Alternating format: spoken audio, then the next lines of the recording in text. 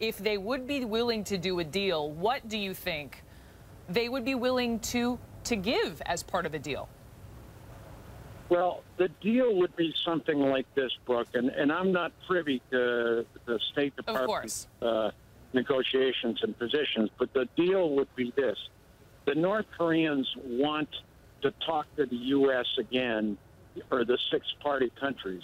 We've all refused to do that until they take some positive steps on nuclear proliferation. In other words, they halt their detonations, their nuclear bombings, they behave more responsibly.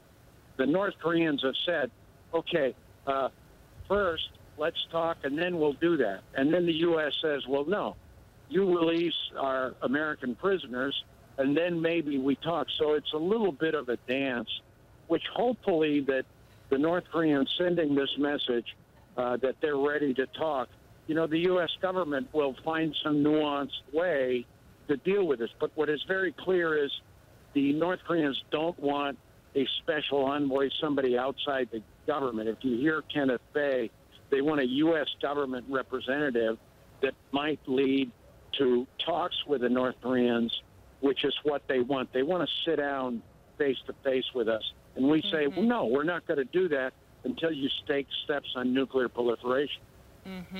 So thus, maybe part of the optimism and knowing that there could be some sort of deal, though at the same time, when they see the value and they realize the value in some of these Americans, you know, talking to Gordon Chang, wrote a book on all of this, you know, last hour, saying there would be then potentially, of course, another Kenneth Bae when the North Koreans realize this. Here's the other point. You mentioned how now this is all out on the world stage, which perhaps is precisely what Kim Jong-un wants. But might this be more about something specific, about maybe improving relations with Japan or Russia because of weakened relations with, say, China?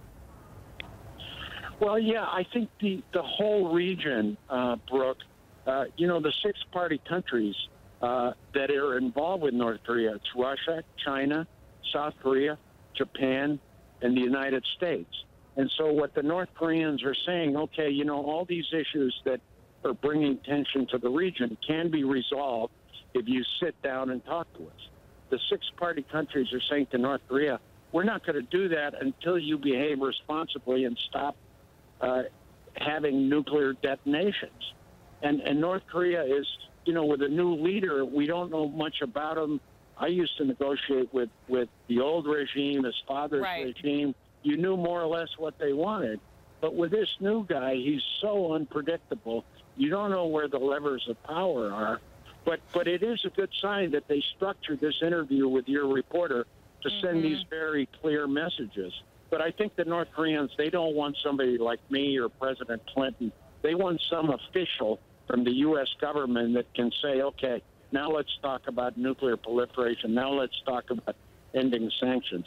They're not, I think in the past, they wanted celebrity. They wanted Clinton, Jimmy Carter, and they got that. But now they want, you know, they want to advance negotiations. But they've got to start behaving responsibly. They can't just detonate nuclear weapons and shoot missiles off like they have. And that's what the international community and the U.S. is saying to them.